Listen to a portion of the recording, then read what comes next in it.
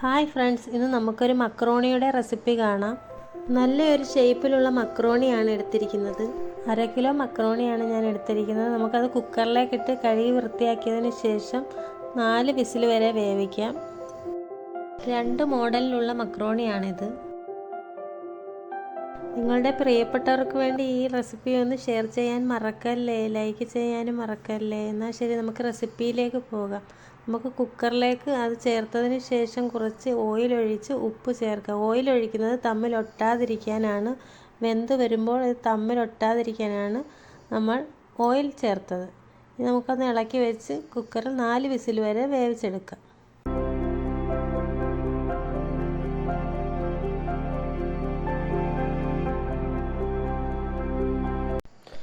അതിനുവേണ്ടി 4 സവാളയാണ് ഞാൻ നീളത്തിൽ കട്ട് ചെയ്ത് വെച്ചത്. 2 ക്യാപ്സിക്കം ചെറുതായി കട്ട് ചെയ്തെടുക്കുന്നുണ്ട്.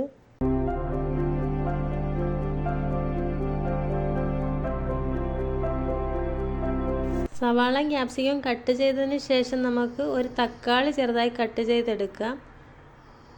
ഒരല്ലി വെളുത്തുള്ളി, 2-3 പച്ചമുളക്, ഒരു ചെറിയ പീസ് ഇഞ്ചി, കുറച്ച് മല്ലിയില, ഇത്രയുമാണ് നമ്മൾ എടുത്തിരിക്കുന്നത്. ആ സമയം കൊണ്ട് നമുക്ക് കുക്കർ തുറന്ന് നോക്കാം. നമ്മുടെ മക്രോണി ഇവിടെ റെഡിയായിരിക്കുകയാണ്. നല്ലതുപോലെ വെന്ത് കിട്ടിയിട്ടുണ്ട്. ഇനി നമുക്കിതൊരു അരിപ്പക്കൊട്ടയിലേക്ക് അരിച്ചെടുക്കാം. അരിപ്പയിലേക്ക് നമ്മൾ മക്രോണി ഇതുപോലെ കോരി അരിച്ചെടുത്തിട്ടുണ്ട്. വെള്ളമെല്ലാം വാർന്നതിന് ശേഷം ഒന്ന് തണുക്കണം. തണുത്തതിന് ശേഷമാണ് നമ്മൾ ചേർക്കുന്നത്. ഞാനൊരു 250 ഗ്രാം ബീഫ് ചെറുതായി കട്ട് ചെയ്തത് എടുത്തിട്ടുണ്ട്. അത് കുക്കറിലിട്ടൊന്ന് വേവിച്ചെടുക്കാം. ഇനി നമുക്ക് ബീഫിലേക്ക് ആവശ്യമായ മസാല ചേർക്കാം. 1/4 സ്പൂണോളം മഞ്ഞൾപ്പൊടിയും 1 സ്പൂണോളം മുളക് പൊടിയും 1/2 സ്പൂണോളം മല്ലിപ്പൊടിയും ചേർത്തിട്ടുണ്ട്. ഇനി ഒരു 1/2 സ്പൂണോളം നമുക്ക് കുരുമുളക് പൊടി ചേർക്കാം. പാകത്തിന് ഉപ്പും ചേർത്തൊന്ന് കുഴച്ച് അടച്ച് വെച്ച് ഒരു 5 വിസിൽ വരെ വേവിക്കാം. ഇനി നമുക്കതിൻ്റെ മസാല തയ്യാറാക്കാൻ വേണ്ടി ഒരു പാൻ അടുപ്പിൽ വെക്കാം. പാകത്തിന് എണ്ണ ഒഴിക്കാം. അതിലേക്ക് ഒരു 1/2 സ്പൂണോളം ചെറിയ ജീരകം ചേർക്കാം. ചെറിയ ജീരകം ഒന്ന് പൊട്ടി വരുമ്പോൾ നമുക്ക് അരിഞ്ഞു വെച്ചിരിക്കുന്ന ഇഞ്ചി, വെളുത്തുള്ളി, പച്ചമുളക് അതിലേക്ക് ചേർക്കാം.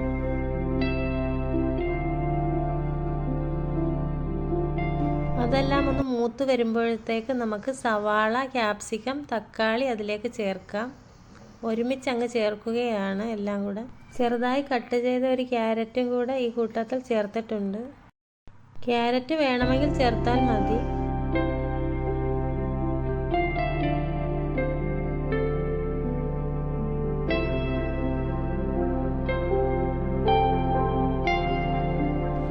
ഉള്ളിയെല്ലാം നല്ലതുപോലെ വാടാൻ വേണ്ടി ഒരു നുള്ളു പരലുപ്പാണ് ഞാൻ ചേർക്കുന്നത്.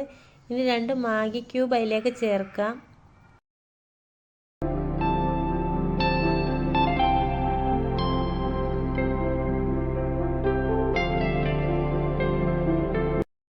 ഇനി ആ വെജിറ്റബിളിലേക്കുള്ള മസാല ചേർക്കാം. അതിനുവേണ്ടി ഞാൻ 1 സ്പൂണോളം മുളക് പൊടി, 1 സ്പൂണ് മല്ലിപ്പൊടി, 1/4 സ്പൂണോളം മഞ്ഞൾപ്പൊടി ചേർത്ത് ഒന്ന് പച്ചമണം മാറുന്നത് വരെ ഒന്ന് ഇളക്കാം.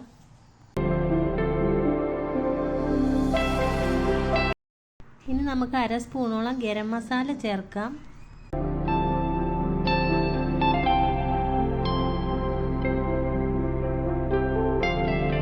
മസാല എല്ലാം തയ്യാറായതിന് ശേഷം നേരത്തെ നമ്മൾ വേവിച്ച് വെച്ചിരിക്കുന്ന ബീഫ് അതിലേക്ക് ചേർക്കാം. ബീഫ് വെന്ത വെള്ളവും ബീഫും അതിലേക്ക് ചേർത്ത് ഒന്ന് വറ്റിച്ചെടുക്കാം. ബീഫ് ചേർത്ത് വെക്കുന്ന മക്രോണി ഒരു പ്രത്യേക ടേസ്റ്റാണ്. ഉണ്ടാക്കാത്തവരുണ്ടെങ്കിൽ ഒന്ന് ഉണ്ടാക്കി നോക്കൂ.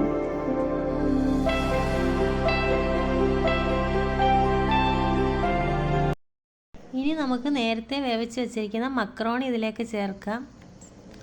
മക്രോണി 2-3 തവണകളായിട്ട് കോരിയിട്ട് നമുക്ക് മിക്സ് ചെയ്ത് പതുക്കെ ഇളക്കിയെടുക്കാം.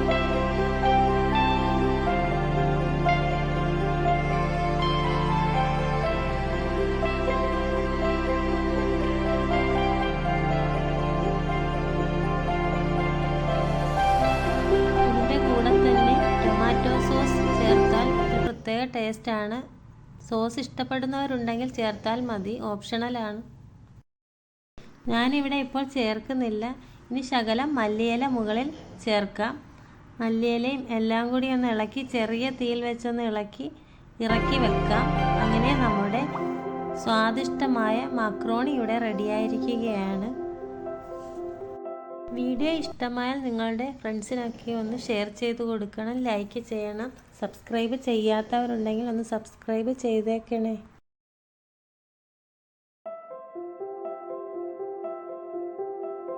ഇതുപോലുള്ള റെസിപ്പികൾക്കായി സൗദി കിച്ചൺ ഫോളോ ചെയ്യുക.